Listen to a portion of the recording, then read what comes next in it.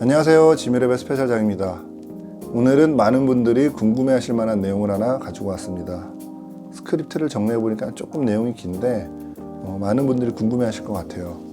오늘의 주제는 포토렌즈와 시네렌즈는 뭐가 다를까요? 입니다.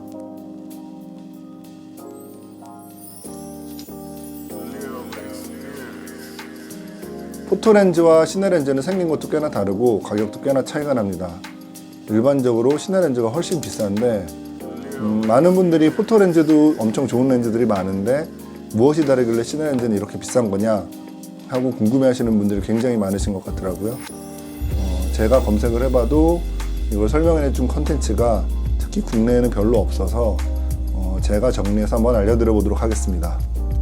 포토렌즈가 익숙하신 분들이 훨씬 많으실 테니까 일반적으로 포토렌즈의 관점에서 보는 시네렌즈와의 차이점이 오늘의 내용이 되겠습니다. 둘의 가장 큰 차이는 당연하게도 찍는 방법이 완전히 다릅니다. 하나는 영화고 하나는 사진이죠. 둘 다 이미지를 기반으로 한 콘텐츠라는 공통점을 가지고는 있는데 엄연히 표현하는 방식은 다릅니다.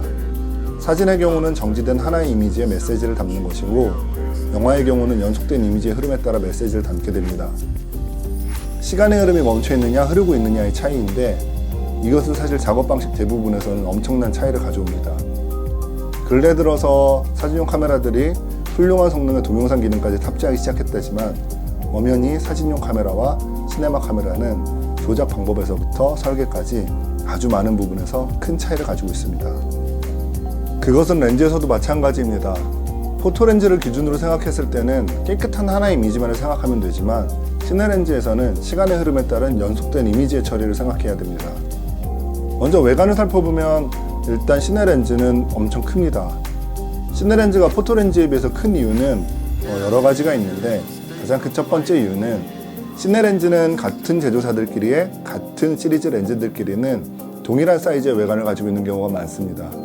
이유는 촬영 중간에 렌즈를 갈아 끼우더라도 복잡하게 세팅된 시네마 카메라의 리그를 변경하지 않고 효율적으로 동일한 세팅으로 운용을 하기 위해서입니다. 그렇기 때문에 같은 시리즈의 가장 큰 렌즈의 사이즈를 기준으로 해야 하기 때문에 크기는 그 시리즈의 가장 큰 렌즈의 크기를 따라가는 경우가 많습니다. 물론 그 이유만은 아닙니다. 포토렌즈의 경우는 사실 화질을 위한 물량 공세에 한계가 좀 있습니다. 한 명의 인원이 촬영을 진행해야 되기 때문에 휴대성을 포기하는 것은 사실상 불가능하고 불특정한 상황에서 빠르게 대상을 포착해야 되기 때문에 AF 모듈을 탑재하는 등의 빠른 조작성을 필요로 합니다. 그리고 하나의 결과물이 영화처럼 고자본 산업이 될 수는 없기 때문에 단가를 고려해서 제작해야 하죠. 하지만 시네렌즈의 경우는 모두 아시다시피 엄청난 비용과 인원이 투입되는 영화를 고려하고 만들어진 렌즈입니다. 그렇기 때문에 1인이 구동하는 것을 염두에 두지 않아도 되고 철저히 약속된 상황을 찍기 때문에 빠른 조작성을 가질 필요도 없습니다.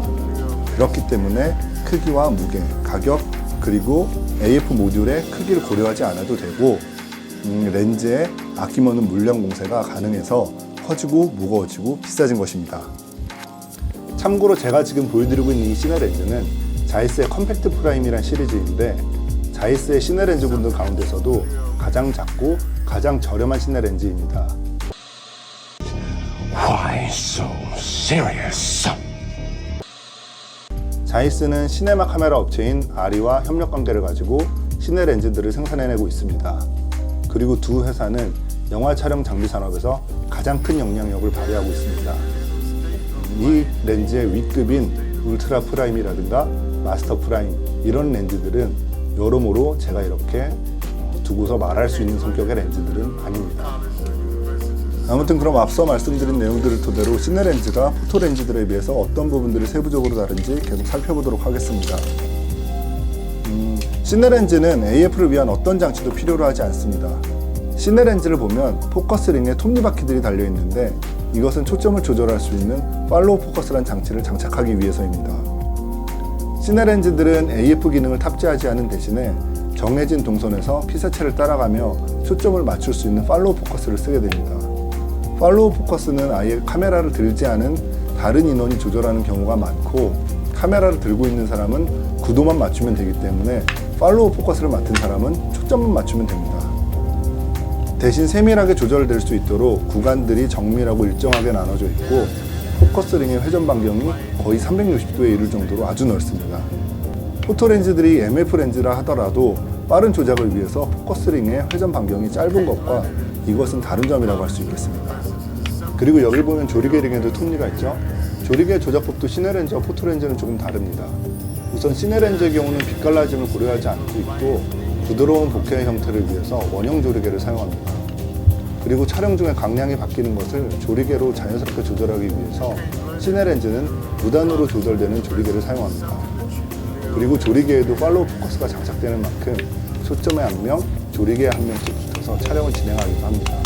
포토렌즈의 조작성에 비하면 굉장히 비효율적이지만 영화는 애초에 효율보다는 퀄리티를 지향하기 때문에 가능한 세팅이죠. 그리고 또 다른 점은 시네렌즈는 렌즈 바퀴를 표기할 때 일반적으로 포토렌즈들이 쓰는 F값이 아닌 T값을 사용하게 됩니다. 포토렌즈에서 쓰는 F값, 그러니까 F스탑 같은 경우는 렌즈의 초점거리와 입사 동공 지름을 계산해서 나온 수치입니다. 그리고 그를 토대로 노출이나 심도를 계산할 때 쓰죠. 근데 이건 계산에 의한 것이어서 렌즈 내부의 투과율과 같은 요소에 의해서 같은 F값을 가진 렌즈들이라도 조금씩 실제 노출은 다르게 됩니다.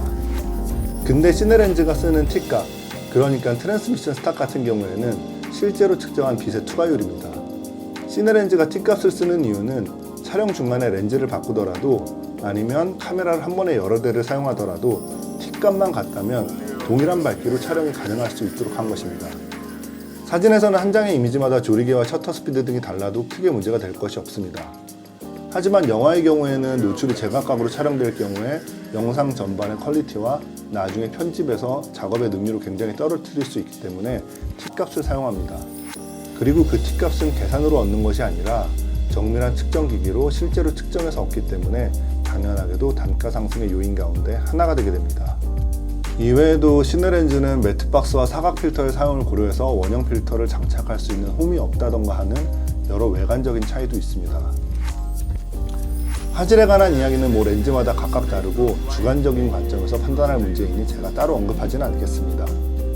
그런데 지향하는 바는 조금 다릅니다.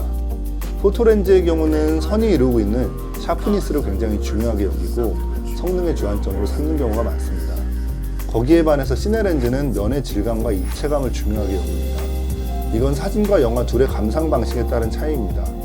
사진은 자세히 바라보면서 곱씹어가면서 감상할 수 있는 장르라면 영화는 영화관에서 제일 앞자리에서 영화 보는 것을 좋아하는 사람이 없듯이 조금 멀리서 입체감을 느끼면서 영화를 보기 때문에 서로 추구하는 바는 조금씩 다릅니다. 아무튼 화질에 관한 차이점은 각자의 취향에 맡겨둔다지만 포토렌즈와 시네렌즈 사이에는 명확한 성능의 차이가 두 가지는 있습니다. 저는 줌렌즈를 많이 사용하지는 않는데 하나는 줌렌즈의 경우에는 피사체에 초점을 맞추고 줌인이나 줌아웃을 하게 되면 포토렌즈 같은 경우에는 피사체에서 초점을 놓쳐버리지만 시네렌즈 같은 경우에는 초점을 그대로 유지한다는 특징이 있습니다. 하지만 요새 포토렌즈들은 정말 빠른 AF 성능으로 그 간극을 꽤 메우고 있습니다. 그래서 그보다 큰 문제는 포커스 브리딩입니다. 포커스 브리딩은 이름 그대로 포커스가 숨쉬는 것처럼 움직인다는 의미입니다. 정확하게는 포커스 브리딩은 렌즈의 초점을 바꿀 때마다 미세하게 화각이 바뀌는 현상입니다. 포커스 브리딩은 포토렌즈에서는 굉장히 빈번하게 나타나는 현상입니다. 렌즈 내부에서 초점 렌즈군만 움직여서 초점을 변경할 수 있는 방식은 렌즈의 크기, 무게, 속도, 금액적인 측면에서 아주 효율적이지만 포커스 브리딩만큼은 남기게 됩니다. 하지만 사진을 찍을 때 이게 문제가 되는 경우는 거의 없습니다. 정지화상을 찍는데 약간의 화각이 바뀌었다고 그걸 불쾌하게 느낄 사람은 없죠. 하지만 영상에서는 초점이 바뀔 때마다 화각이 바뀌게 되면 화면 전체가 일렁거리는 것처럼 보이게 됩니다. 영화를 보는데 피사체를 따라가면서 화면이 움직이는데 화면 전체가 일렁거리는 것처럼 보인다면 누구나 불쾌하게 볼 수밖에 없죠. 아무튼 시네렌즈는 이 두 가지 이유 때문에 일정 렌즈군 전체가 움직이는 복잡한 구조를 가집니다. 그래서 크기, 무게, 가격 등과 같은 것들에 영향을 미치게 되었다는 것은 굳이 말씀드리지 않아도 아시겠죠? 오늘은 이렇게 포토렌즈와 시네렌즈의 차이점을 알아봤습니다. 일반적으로 시네렌즈가 포토렌즈에 비해서 월등히 비싼 가격을 가지고 있는 경우가 많아서 시네렌즈가 왜 이렇게 비싼 거야? 라는 식으로 이야기를 진행하다 보니까는 시네렌즈보다 포토렌즈가 성능이 안 좋다는 이야기야? 라는 식으로 보셨을 수도 있을 것 같습니다. 근데 절대 그런 의미는 아닙니다. 저도 대부분 포토렌즈를 쓰고 있고 시네렌즈에 비하면 포토렌즈는 정말 합리적이죠. 제가 영상을 찍기는 하지만 영화를 찍는 사람은 아니라 사실상 시네렌즈가 가진 기준을 쓸 일도 거의 없습니다. 그리고 대다수의 분들이 그런 경우가 많으실 겁니다. 그게 아니면 뭐 렌탈을 하셔서 쓰는 경우도 많으실 거죠.